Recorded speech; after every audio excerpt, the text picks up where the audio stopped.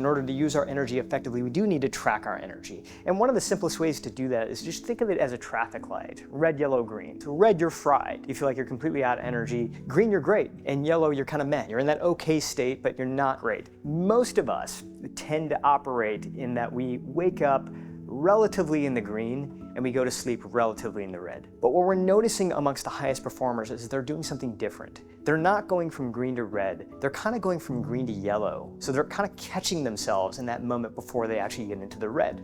Now the reason this matters is because what a psychologist called the paradox of recovery. The more stressed out you are, the harder it actually is to find relief. So think about it this way with our traffic light. It's actually harder to go from red to yellow than it is to go from yellow to green. So I'm asking myself, like throughout the day, probably 50, 60 times a day.